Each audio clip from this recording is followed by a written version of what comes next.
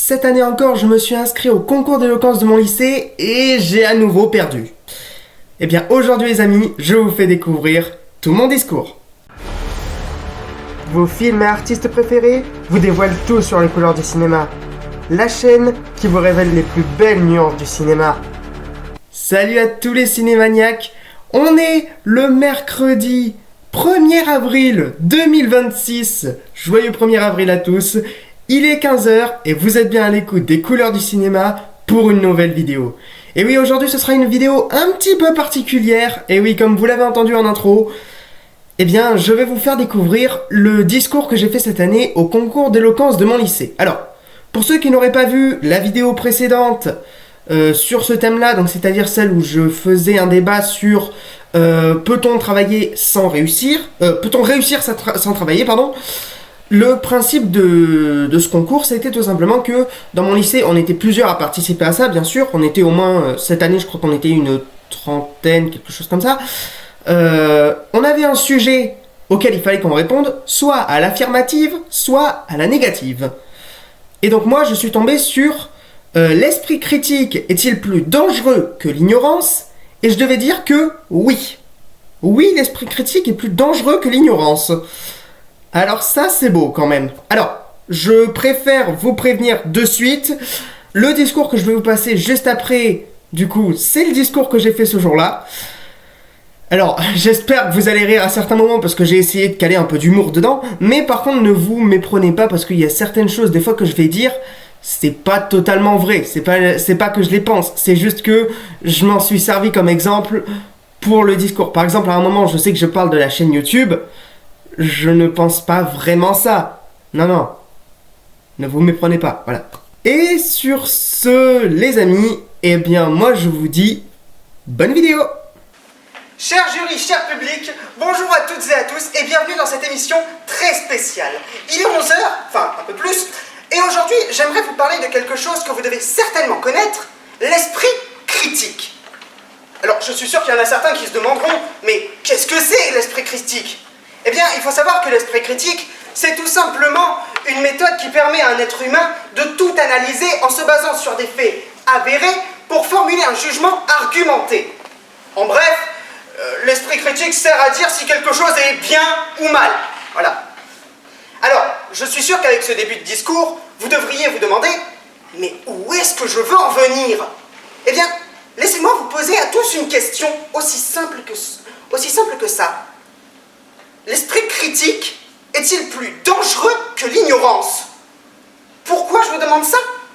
Eh bien, tout simplement parce que, même si l'esprit critique peut vous paraître bien, comme plusieurs choses dans ce monde, il a néanmoins quelques défauts. Et oui, dans ce discours, je vais vous paraître très bizarre, mais je vais faire preuve d'esprit critique pour attaquer l'esprit critique, et donc me placer en tant que défenseur de l'ignorance. Assez ironique, non? Eh bien, peu m'importe. Pour mon premier exemple, j'aimerais tout simplement vous dire que l'esprit critique nous isole. Et oui, parce que, alors même si on peut se faire remarquer avec notre analyse poussée, celle-ci peut aussi bien beaucoup déranger. Pour cela, je vais prendre deux exemples.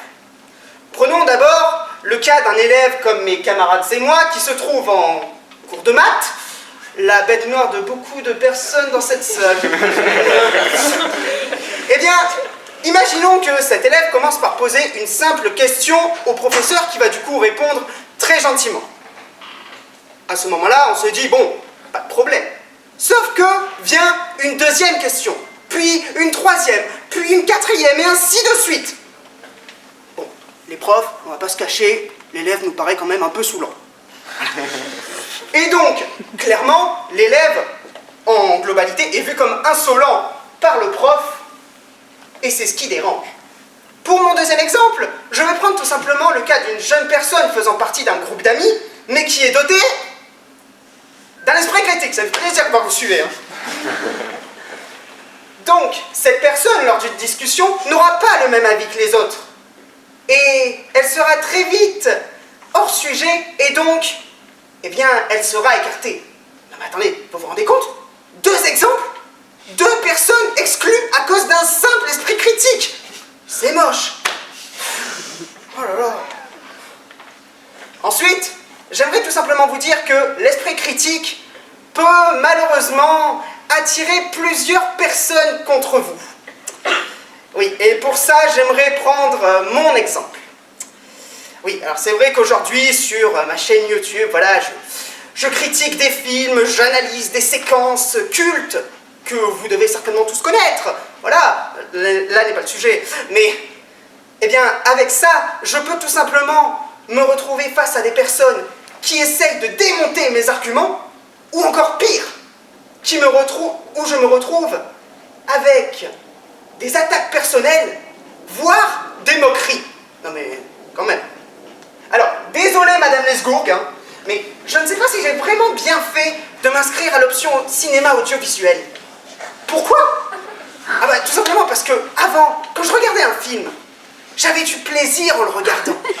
Aujourd'hui, je ne peux même pas le regarder tranquillement, sans que directement tout mon savoir cinématographique s'intègre pour analyser une séquence. Et encore pire. Et encore pire.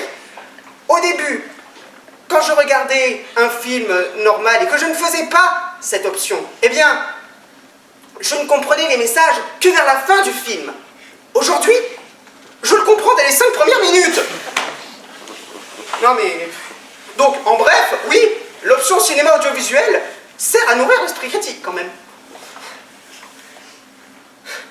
Mais, au-delà de ça, et là, je ne vais pas me faire que des amis, surtout ceux qui les utilisent, pardon, eh bien, j'aimerais vous dire surtout que les réseaux sociaux, aujourd'hui, ça nous développe cet esprit critique.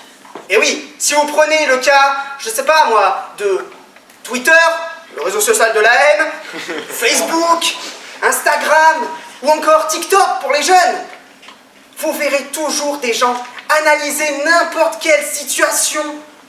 Et malheureusement, même à cause de ça, ça peut même entraîner une chute, on peut dire, de l'esprit critique et nous pousser à croire n'importe quoi, comme le fait qu'apparemment Dembélé aurait truqué les résultats du Ballon d'Or pour l'obtenir, ou encore que les chats vont finir par dominer le monde, ou encore que la Terre est plate. Pour finir, sur mon dernier argument, j'aimerais tout simplement vous dire que l'esprit critique, eh bien, ça nous procure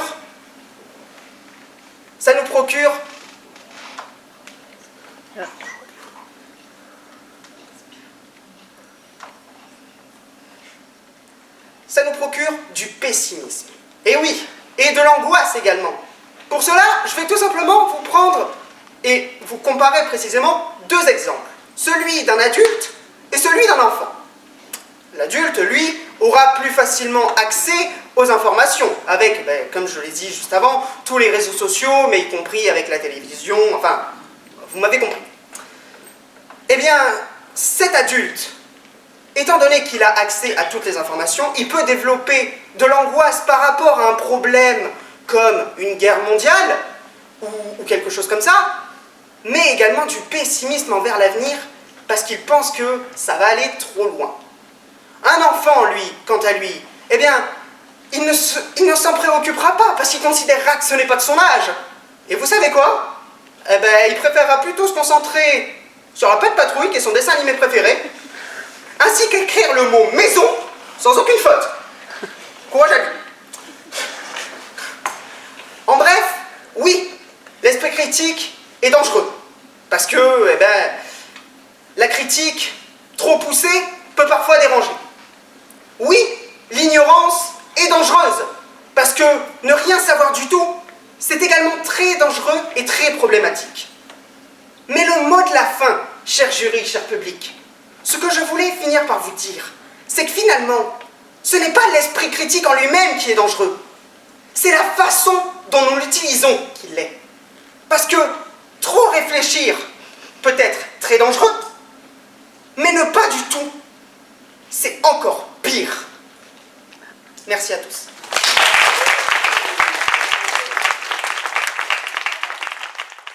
Et voilà, j'espère que ce discours vous a tous plu. Si c'est le cas les amis, comme d'habitude, n'hésitez pas à laisser un petit pouce bleu pour m'encourager, ça fait toujours plaisir. N'hésitez pas non plus à commenter pour me dire ce que vous en avez pensé. Est-ce que vous pensiez que j'aurais pu gagner? Parce que je suis quand même arrivé 5e sur 30 et quelques. Donc est-ce que pour vous j'aurais mérité de gagner?